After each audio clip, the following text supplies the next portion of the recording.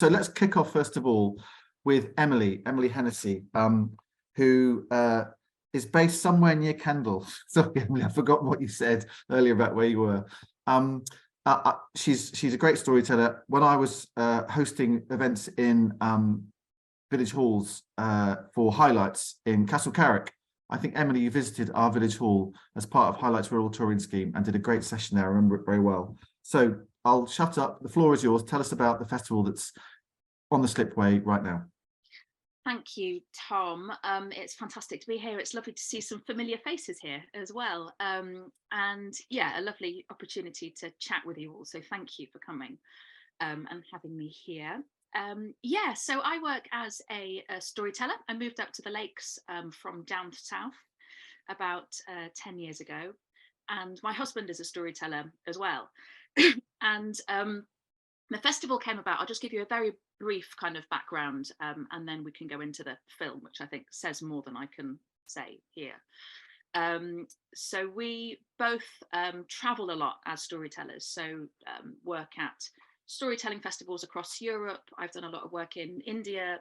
Nick's done, my husband's done quite a lot of work in Japan, told stories in Iceland, excuse me, and all over the place. And a lot of our work did involve travel and still does. But we started to talk about, okay, so what can we do? What can we do here? How can we start to create a real storytelling community of storytellers and people who love listening to stories, both adults and children as well, and schools, etc., in this part of the world? So we started Stealing Thunder Story Nights, which is a storytelling club that takes place in Brigsteer Village Hall, again, not too far from Kendal, that we've been running for about, a long time, about 8 years now. And we're just getting back post-pandemic to getting back to monthly storytelling nights. So we basically invite the most extraordinary storytellers from across the country, when we can manage it, from across Europe as well, to come and perform a night of stories for adults. I think we often make the mistake of thinking that storytelling is, people reading stories for children, but I can assure you it is so far from that. We've got people telling stories, from across the world, from India and from Japan and from Greek mythology and Norse mythology and obscure Siberian folk tales and stories from the Himalayas and Africa, from all over, stories that we would never usually get to hear. These tend to be sort of traditional stories, so myths and legends and folk tales and wonder tales, but often they feel very contemporary as well. So they're stories which absolutely have something to say today, in today's world, in the extraordinarily strange times that we live in today. So I love storytelling. I just think it's the best thing in the world. And so we were running this monthly storytelling club. We thought, okay, what else, what more can we do? So we decided a few years ago to put on our first storytelling festival, Stealing Thunder Storytelling Festival. So it took place in our village, quite literally on our doorstep. We're lucky enough to have very generous neighbours with fields that they just let us use. So we've got this beautiful series of fields with the beck running around it, Herdwick sheep and lambs everywhere, and wildflowers and sparrowhawks and red kites above. It's a really beautiful location.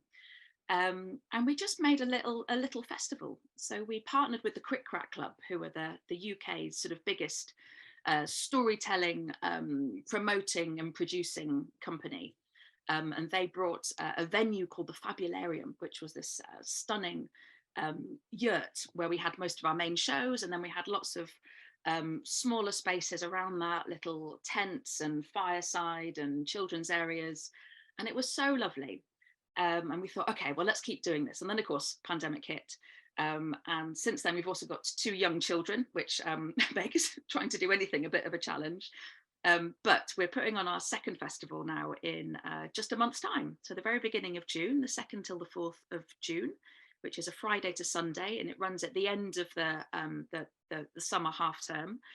And yeah, we've got people booking tickets from all across Europe. We've got a campsite so people can come from further away. We've got Arts Council funding, which means that we're able to keep the tickets at a really affordable price. and also open the site to locals for free, so that everyone can come and experience something magical and wonderful. We don't want there to be any financial barriers to accessing the festival at all. And we've got amazing storytellers. We've got ensembles of storytellers who perform with sticks and a really noisy backing band. We've got storytellers from Ghana. We've got sitar players from India. We're going to have 3 great big teepees all put together to make a 170-seater venue, which will be our main space. And then lots of smaller spaces around it. Again, we've got firesides. We've got obviously a bar, most importantly, some good coffee, also very important. We've got children's play areas. And yeah, and it's all about everybody being able to come along, whether you've ever heard anyone tell a story before, whether you think it's for you or not for you. If you want to come along and just enjoy some pop-up theatre, some puppet shows, while you have your cup of coffee or a pint, you can do that. If you want somewhere to bring your children for a fantastic day out, or if you think, oh, actually that Greek mythology sounds really interesting, I'm going to give that a go. We're also teaming up with the Kendal Mountain Festival, so we've got a poetry, sort of spoken word music performance from a well-known local fell runner and climber as well, which is going to be amazing. But I'm going to stop talking, and we can watch a film, which is a film that was made from the last festival. So it gives you a sense of what this one's going to be, but it will grow. It's going to be sort of double the size of what it was last time. Thank you, Tom.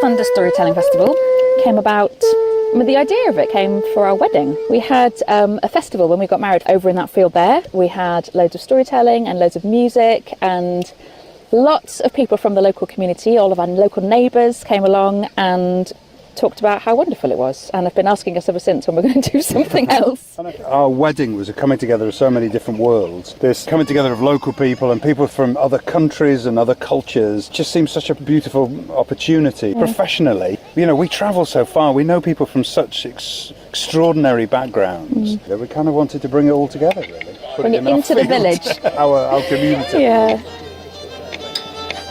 We run a storytelling club called Stealing Thunder's Story Nights, which we started back in 2016.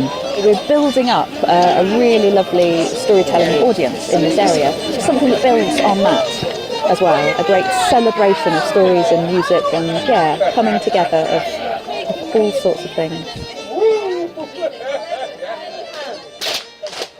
On many drums, getting louder and faster.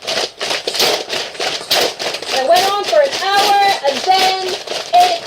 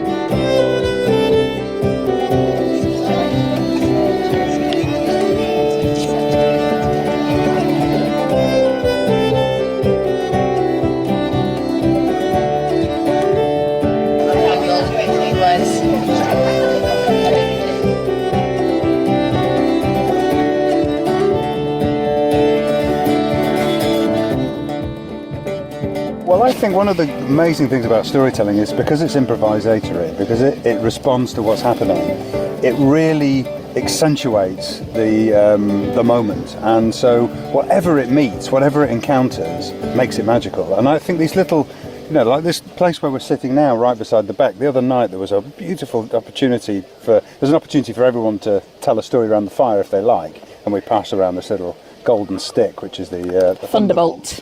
So everyone gets a chance to steal some thunder. And this lady stood up from Lithuania and said, "I'd like to tell a Lithuanian folktale." And it was beautiful, and people were so, and you can't schedule that. There it is. Somebody just shares something from their culture, it opens up, and it was a really beautiful moment. So we just want to provide the spaces for that, really, to allow that to happen, to allow those amazing moments of sharing in the live experience to just flourish by themselves. And then, of course, also putting on a programme of what we know is absolutely fantastic storytelling shows.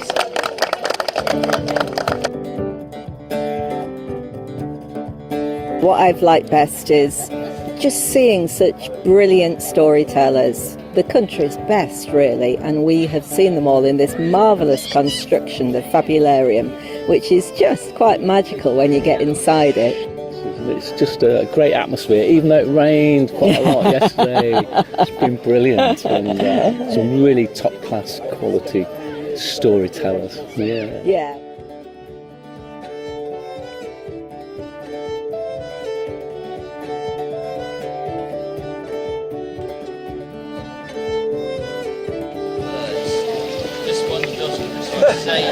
There's been lots going on, some amazing food, just a lot of people all hanging out and really enjoying it. Really good for kids as well.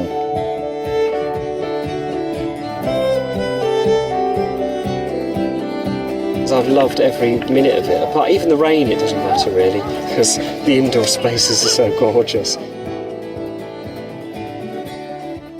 Walking back from the festival last night and seeing the whole thing lit up, it was just such a spectacle. It was absolutely beautiful, it was magical. It was like a fairy kingdom in the distance. And I've loved the friendliness of it, that you've got time in between to sit and have a cup of coffee or a beer and just chat to people, and you see faces you know and you get talking to people that you don't know. And there's a real community of storytellers and story listeners and people who are brand new to it, who have just said what a friendly little festival this is, and they hope it carries on next year. Eat good food, make your fishy fat and fleshy. Eat good food, make your fishy fat and fleshy. Blackbird said, him no want a maga fishy. Cling cling said, if you get it in, we take it. Eat good food, make your fishy fat and fleshy. Eat good food, make your fishy fat and fleshy.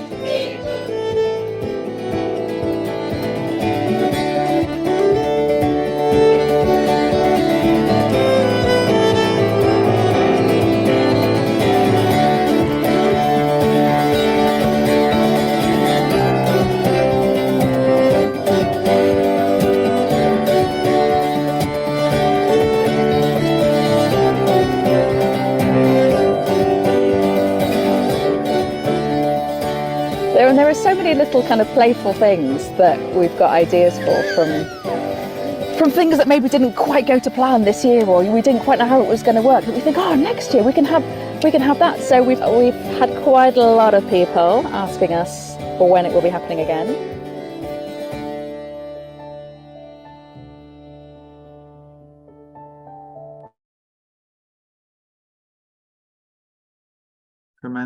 Tremendous stuff. Emily, I'm muted you. I'm going to ask. There we go. Off you go. So the dates are 26th, 28th of July. Is that right? No, sorry. I think that the film cut out just before the next dates came up. Okay. For the last bit. But the 2nd till the 4th of June, again in Bowland Bridge, which is about 10 minutes outside Kendal, 10 minutes outside Bowness. 2nd till the 4th of June. And yeah, I know I'm nearly at the end of my time now, but I just wanted to say that it would be lovely to see you there. I know that Christine is already coming. It would be great to see you there, Christine. And yeah, I do hope that you'll come along and check it out. There's full festival tickets available for people who want to come for the whole weekend, camp, etc. Or you can just turn up and get yourself a day ticket on the door, low cost as well. So you can just come and give it a little try. And also for the future, we've got lots of fantastic collaborations with local groups this time, with Kendal Book Festival, Mountain Book Festival, more music down in Morecambe, and Ragtag Arts in Kendal. And we're always looking for new collaborations and partnerships as well. So it would be it would be just great to hear if anyone has any ideas or anything for the future, anything that we could work together on. Would be great. And if you're ever looking for a storyteller, here we are. Terrific. Well, you come to the right place to share and collaborate, Emily. 3 things. I love that bunting. I'm a big bunting fan. So some beautiful bunting along the back there. I'd like the name Fabularium. I don't know who thought that up, but that's a fantastic name for a tent. And I'd like a stripy top, like the little boy or little girl in the film that you were in. What a great stripy top. That, Tom. Good luck with that, Emily. I've been involved in organising a few festivals in my time, and I know how much hard work goes on behind the scenes, and weather, etc., etc. Great. A couple of those people were referring to, yes, it rained, but it didn't matter because the indoor venues were so nice and it was such fun and all that stuff. So I hope it's kind to you, and good luck with it. And I look forward to hearing more about it. So 2nd to 4th of June. Is the dates. Do you want to fill and a link? I see Amy stuck a link in chat as well, if you want to see it as well. Thank you very much, Emily, and thank you for joining us this morning. And do stick around because we've got some other great stuff to hear about as well. And by the way, great picture of Chris Dennett as a character in chat for those of you that have not seen it yet. Let's find out about, let's cross over, not very far away really, to Windermere and the Windermere Science Festival, which Nick Greenall has put together again brilliantly this year. I'm going to give you the floor, Nick, and we've got some slides which Amy is going to share for you to tell us about the plans for this year, which is very soon because I think it's this weekend. Over to you, Nick. And it's great that you're here. I don't know how you found an hour to join us. Oh, right. Yeah, it was in my other email. Now, the Story Festival sounds fantastic. So the Windermere Science Festival will happen a week tomorrow. Can you guys hear me okay? Yes. Wonderful. Right, yes, so lots of good stuff happening in May and June in Cumbria. So Windermere Science Festival will start a week tomorrow, but we have some pre-festival activities. I'm going into some schools this week, and actually I've just borrowed my daughter's hairdryer and some bin bags, and straight after this I'm attempting to make a hot air balloon out of a bin bag, so we'll see how that goes. But the main festival program is up online. We're in our 2nd year, same as Emily. And this is last year we had Helen Chertsky, who's an oceanographer and TV presenter. She came up and gave us a talk about oceans. It's in the Jetty Museum, which is a fantastic space. And to be honest, we did it last March, and I just said, well, it's March, it's going to rain. And of course, it turned out to be a glorious sunny day. So if you hit the next slide, please, Tom. Because we've got some outside stuff, and I'm delighted to see on the call today we've got a few of the contributors who will be joining us. Chris Dennett will be joining us. I think he's on the. So this piece of work actually is Dan Fox's, and some of you may have seen it. It was on Birkrig Common up near Ulverston, and essentially they're sound operated sculptures, and they make amazing noises there. We're calling it Adventures in Sound, but Dan called it something that I can't pronounce. It was like Aeolian sculptures, but they're wind operated sculptures, and they're brilliant. Dan Fox is an amazing artist and maker from Ulverston. And if you hit the next slide, please, Tom. Right, wow. Well, Chris Dennett does appear in some amazing guises. I thought you were being Elvis this morning in the chat there, Chris, but this is something that Chris makes weird and wonderful things, and he's bringing along some cabinets on Saturday, the 13th of May. And he's got some crazy contraptions that are kind of interactive, so you can make yourself appear as a bird whilst learning facts about swifts that apparently, do they stay on the wing? Chris can maybe confirm this in chat. They can stay on the wing for several months at a time. Or was it 12 months, Chris? Maybe you can, we'll come along to find out next Saturday. And 10 months, thank you. I just popped up like a script. Okay, and could you hit the next slide, please, Tom? Right, okay, so we are obviously hoping for nice weather.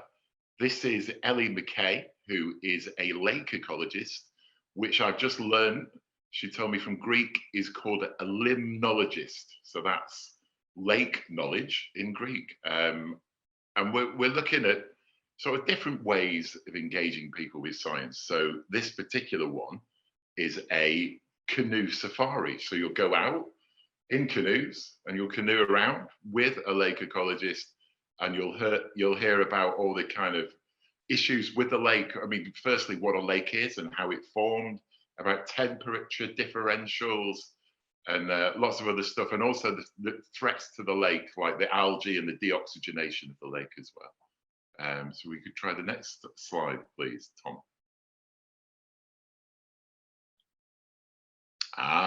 Okay. So this is Charlie Winnie and his son Casper just in front. So last year, what we did is we got some large cardboard sheets and we formed cardboard boats. Charlie's was much more beautiful than everybody else's because he's a sculptor, but mine was functional. It was like a big refrigerator box. And then we wrap them in tarpaulin and we take them for a paddle. So this is, you know, making boats that fit actual humans in, and only one of them sunk in very shallow water, so it was fine. So it'll be exciting, and we can learn about center of gravity and kind of structure and engineering as well. Could I have the next slide, please? Oh, okay. So this is a new event. We've never tried it before. So we've got an author coming along called Catherine Harkup, and she's written an international bestseller called A is for Arsenic, and it's about all the poisons in Agatha Christie novels. And originally what we were going to do is we were going to have a 3-course dinner where she'll explain how to poison people at the beginning, and between courses what to look out for in your food. But that we're possibly going to do that next year. But this year, she's written another book about all the technology in James Bond novels, and you know how practical it is to live in a volcano layer, and whether really being covered in gold plate would be a good plan to kind of terminate somebody.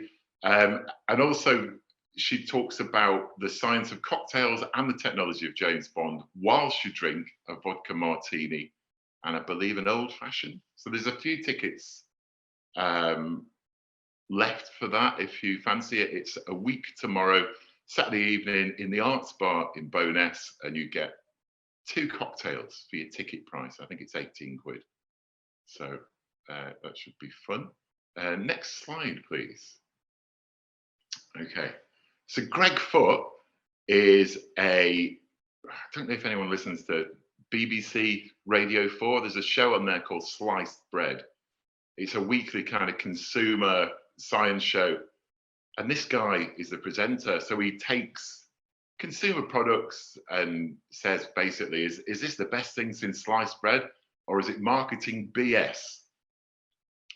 But he's actually, I discovered when I approached him, he's a local lad. He's from Ulverston, and he went to UVHS. So he said, "Oh yeah, I know that. You know, I know Windermere really well." So he's come back, and we're hoping to get. I found his old science teacher from the UVHS, so she's going to come along and surprise him, which will go one of 2 ways. Hopefully, he was a good and studious student. So he's doing 2 talks on the Saturday. He's talking about the science of climbing Everest. So he went up to Everest Base Camp and they set up a lab and did various experiments about how the oxygen affects the body. And on Sunday, we're going to the depths of the ocean, and he's talking about the science of the deep sea, particularly like sea pressures. He went down at least 1,000 feet in a submersible, so it should be really interesting. He's on both days, so that's Saturday the 13th and Sunday the 14th at 2:30. And next slide, please. Oh, okay, well, this will be exciting. So at the festival on Saturday morning, there's a chance to get a close-up look at Waterbird, which is the first plane to take off from water outside France and America. That happened in 1911 on Windermere. And they're bringing it along, and they're going to fly it the evening before the festival. So that's a week today at 7 in the evening. And if you want to come and see that, that's a free thing.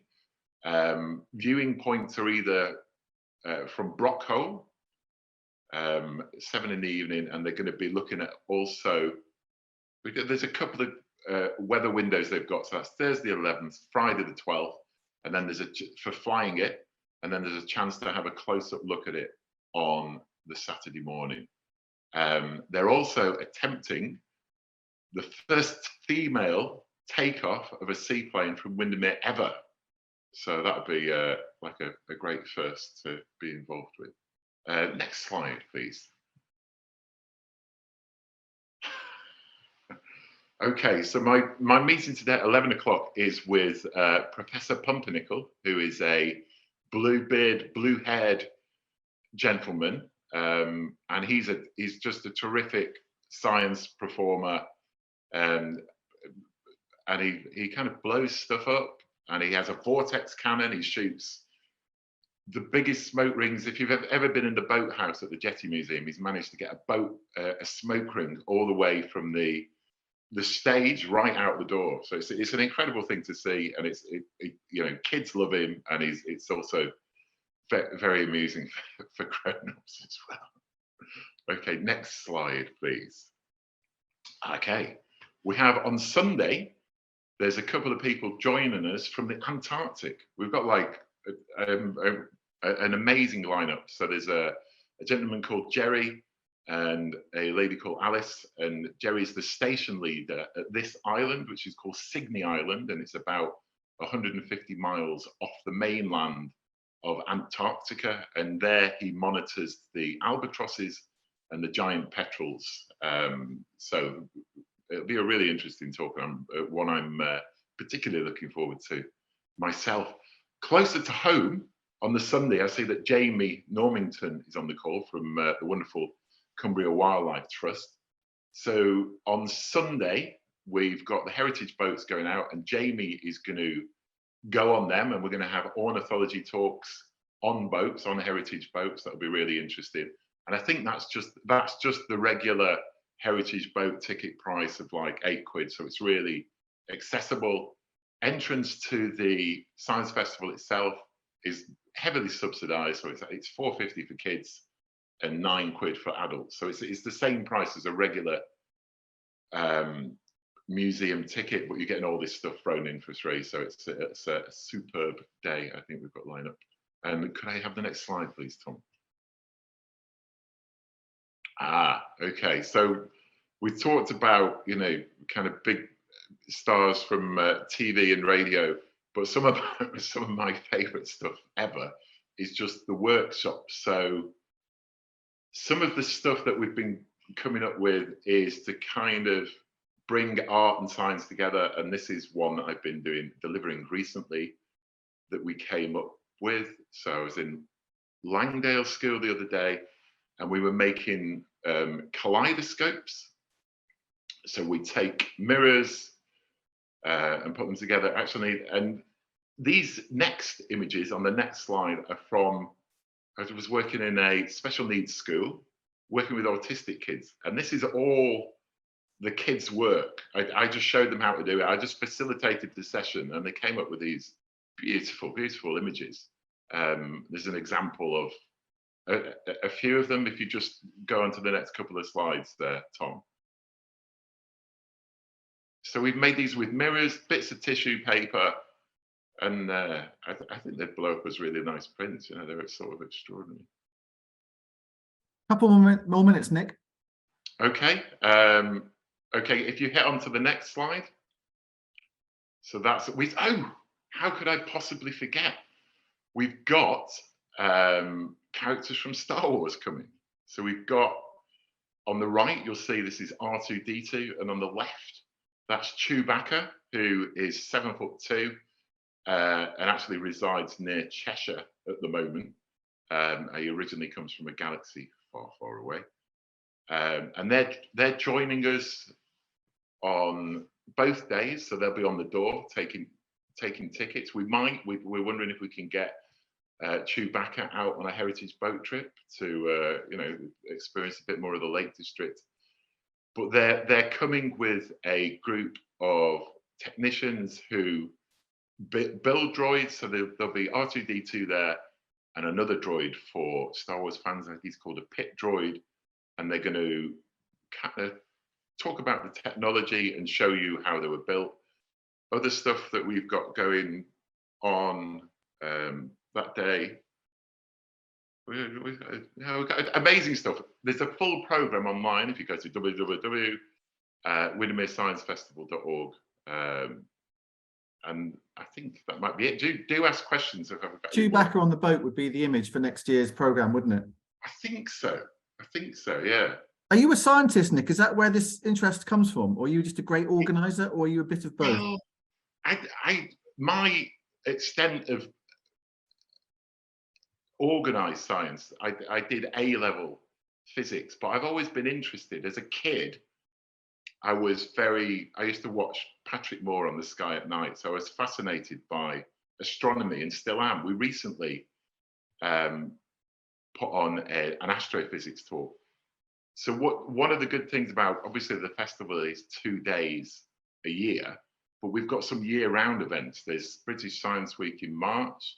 So officially, when I'm working with children, I tell them we're all scientists, because anyone who asks questions and is curious, you're a scientist. So professionally, maybe it's more organized, but no, I'm not a professional scientist. Okay. All right. Well, there's a fantastic array of stuff going on. So some bits happening this weekend. The main bulk of it is next weekend. No, sorry, it's all next weekend. It's all next weekend. Okay. Yeah, so it's happening on the 13th. There we go. And that plane flies in the day before, so chance to see that. So we're going to move on now, but thank you very much, Nick, for sharing it with us. Thank you. People talking about it. There's a link being put into chat. Emily saying the Science Festival sounds amazing. We'll be there. I intend to get down there as well this year if I possibly can, because it's such a nice venue and place to do it all as well. So terrific stuff, and I love the variety of science going on there, and you've pulled it all together, Nick, yet again. So thank you for sharing that with us this morning. Thank you very much for listening. My pleasure, and good luck with it. Thank you very much indeed. Right, nothing like a bit of science on an arts and culture call, I say.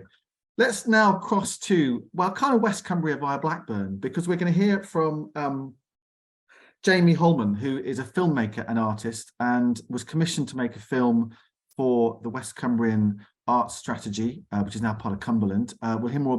We'll watch it in a second because it's a beautiful film. I've just seen it once before. It's a beautiful film. But Jamie, welcome to the call. Tell us just a bit about yourself. I know you've got a history in interest in working, with working class communities and different filmmakers of that ilk. So tell us just a bit about yourself, first of all. Hi everyone. Thanks for letting me come on today. I'm actually not a filmmaker. I did make films in the early part of my career, but I make work in lots of different media, and often it's fabricated or industrially produced. And the work I'm really interested in working class communities, cultures, and I suppose in the context of this work and most of the work, the idea of placemaking and cultural strategies. And I think I contest quite a few of the propositions around placemaking. Like the idea that I'm not a fan of the idea that we parachute art and culture into places and that makes a place. I think places are made by people and art and culture follows, and we have rich traditions and rich communities and heritages and contemporary artwork. So it's all in the same sort of ballpark for me. So I think I make contemporary artwork, and sometimes it's labelled as conceptual artwork, or I don't make it with my own hands these days as much, but it's rooted in heritage and making visible stories and people and events and things that are specific to place but exist regardless of whether Arts Council or any lens is looking at them. I hope that makes some kind of sense. But the way I ended up making this piece of work was I got a call from Eden Arts, from Adrian at Eden Arts, I'd never spoken to before, and there was going to be a cultural strategy launch for the new Cumberland Council, and it was very close to it. It was 6 weeks away, and there wasn't any artwork to go alongside a cultural strategy. And he made me an introduction to the council, who were 2 councils at the time, who became Cumberland the week we launched at that event you were at, Tom. And they were great. You know, everyone was really, really great. And I had sort of 24 hours to come up with something. And but the thinking around this I've been doing for a long time. And I always think about the earliest artworks that we know of. The earliest artworks that we know of are the cave art.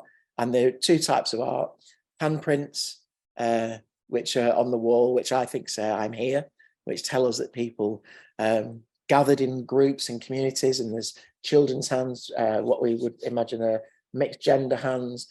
And I'm always overwhelmed by that work, because I always think how important it is in terms of place, that people made art, despite that being probably the most difficult thing that they could do, or probably the most frivolous thing you could do if you were trying to catch your own food and survive an ice age and all that stuff.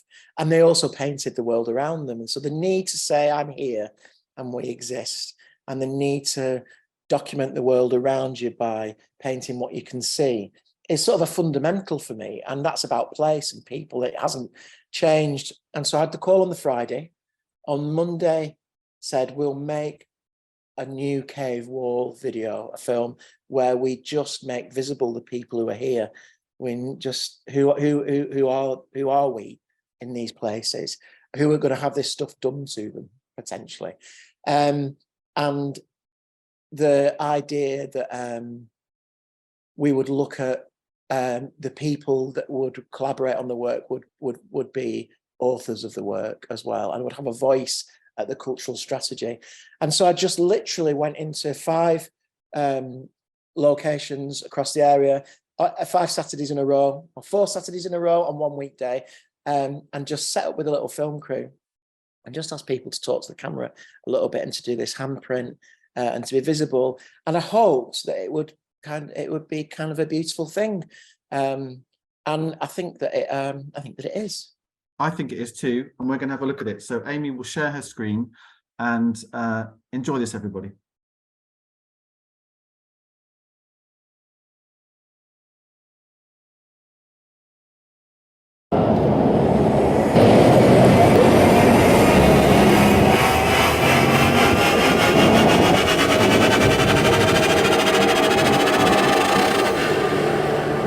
I am here.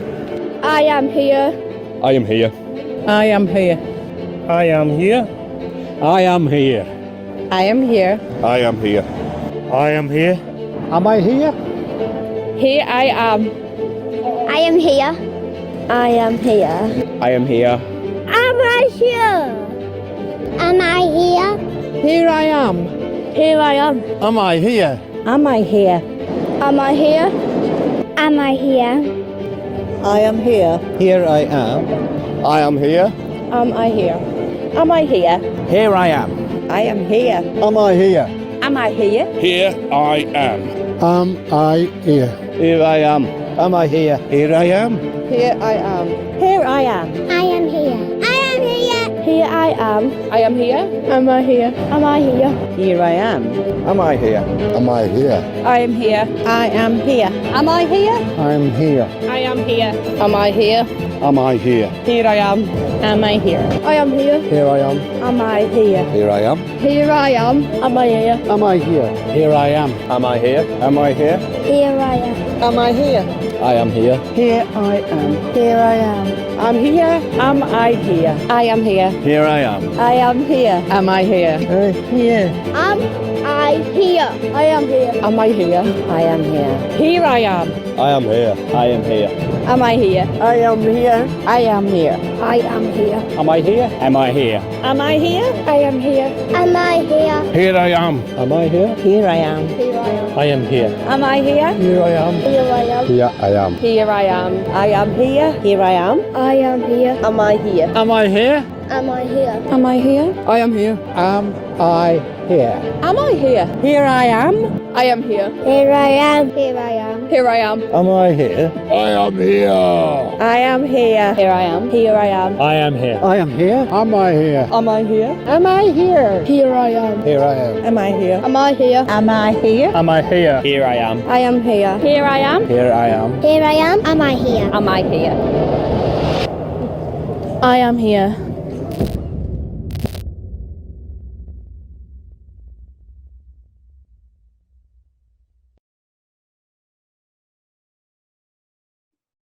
I think that's amazing. Yeah, I mean, all I'd say about it is I forgot it was the idea was three things: was to have them say "I am here" for people to literally sort of make that statement about cultural strategies and new CPPs and all great stuff, but to remember who we are, but also to start the provocation of "Am I here?" about do people have a voice, and also the defiance to say "Here I am." So a really simple play on words. And I've got to say, the last thing I'll say is the council, everyone involved was really brave. It was really brave commissioning, because I pitched it on the back of a beer mat like this. And they were, and they said on Monday, and they said yes on Tuesday. And they didn't see it till the day before it was shown. But I think they kind of got the proposition, the idea of what we were going to do. And the big problem was we were lucky it didn't rain. And the big question was, would people do it? And there was a lot of conversation from the commissioners around, will people participate, how will it be?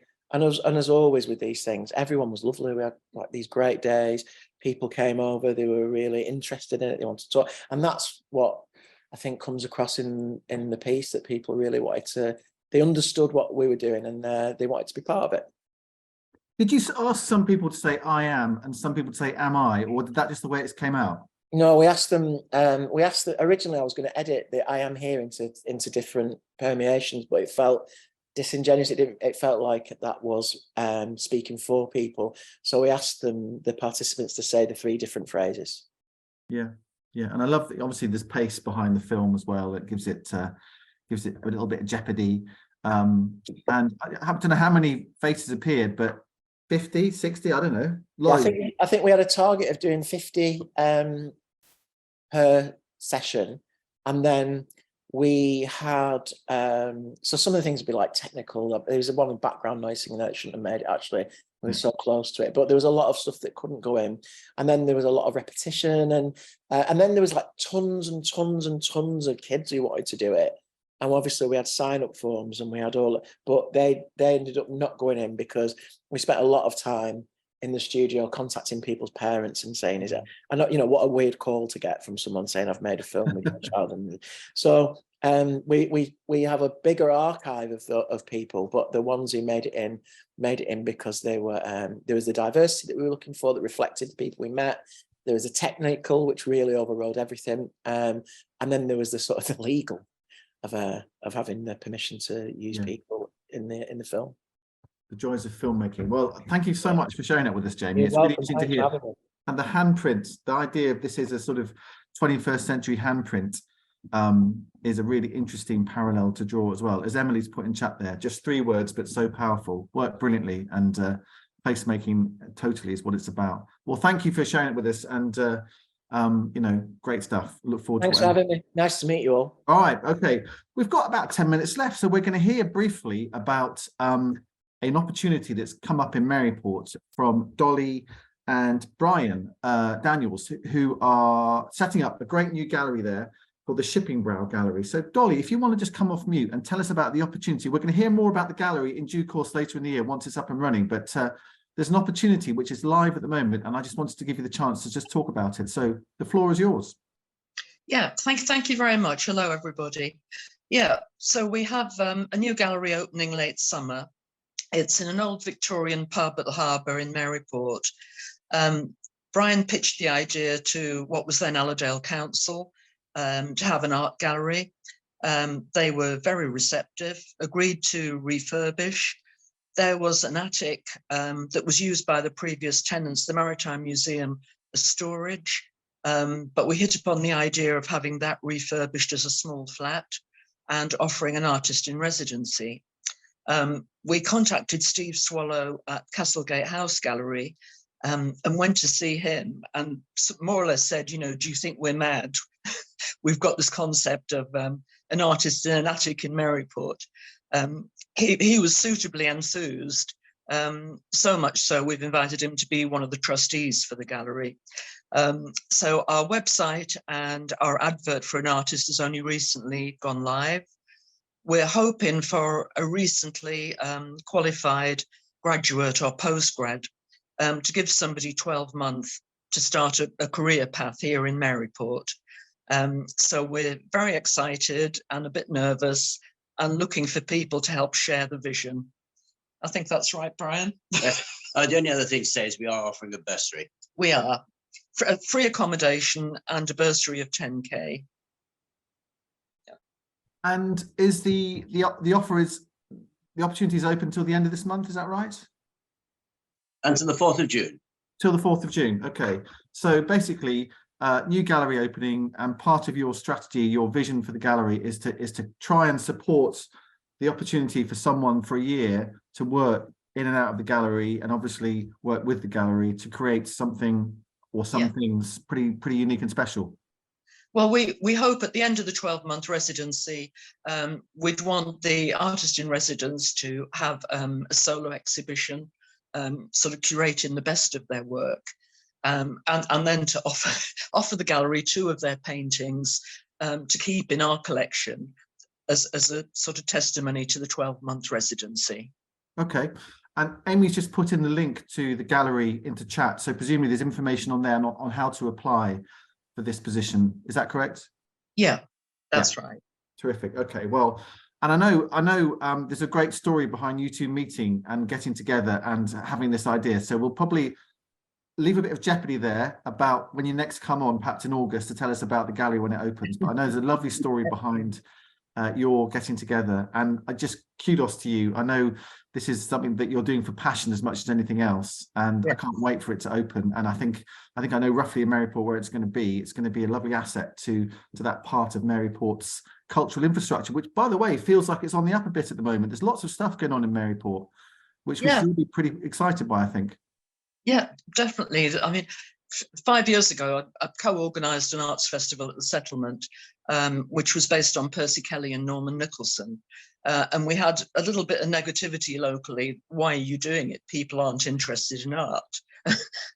But we had several hundred visitors to the festival from all over the UK, and school groups were involved, and they were so enthusiastic. So I think in the last 5 years, we've seen a real surge for more art events. Terrific. Okay, well, hopefully the network can support you in any way it can to make those connections and to publicise what's going on. Thank you, and good luck with that. And I hope you get some great applications for that, Dolly and Brian. Great to see you. Right, we're almost there. We've got a few minutes left, and Kate is just going to update us on this training that the network is offering about fundraising and how you can become a better fundraiser, kind of core stuff. We can talk about art and films and galleries all we like, but actually you've got to have some money to make it all work. So Kate, tell us what's going on.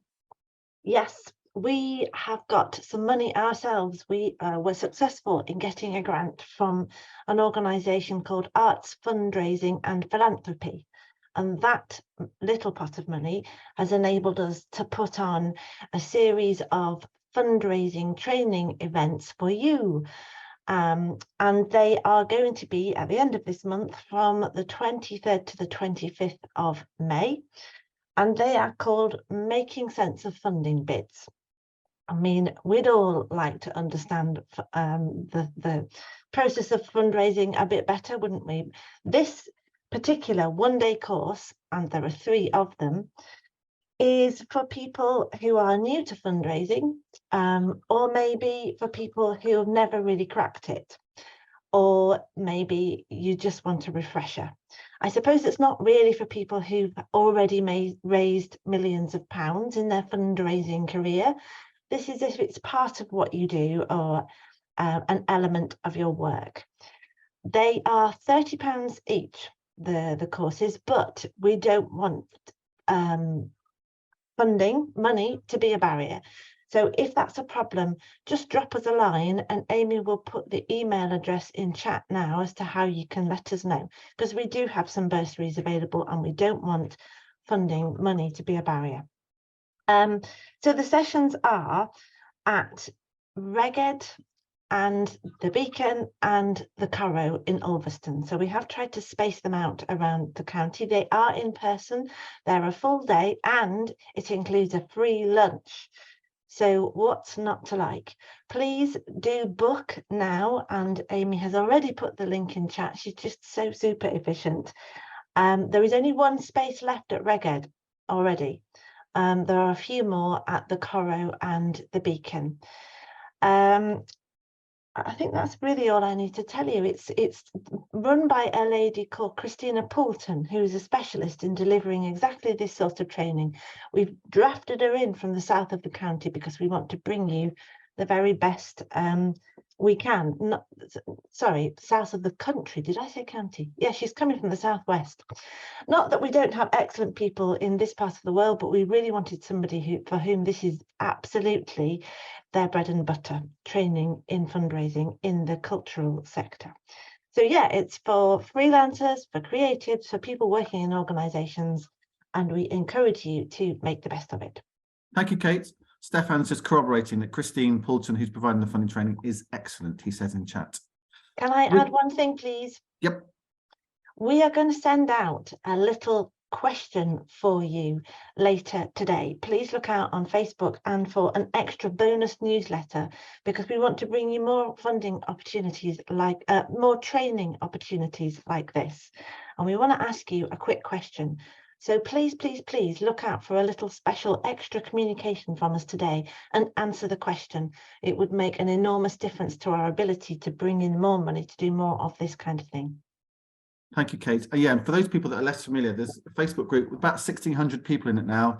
The newsletter goes out to about 500 people, something like that. The web and the different social media accounts, the Twitter and Instagram accounts, all have 2,000 or 3,000 people that follow them from time to time. So it is a great place to share information.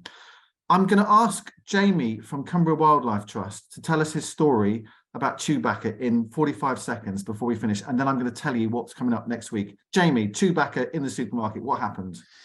It was my student job, Tom, and I was bleary-eyed early Saturday morning because I was a teenager, so of course I was, and an arm reached over the entire top of a supermarket aisle to take some cans next to my head, and I realised it was Peter Mayhew, the original Chewbacca, and the guy was so tall he could hardly reach down to push his own trolley.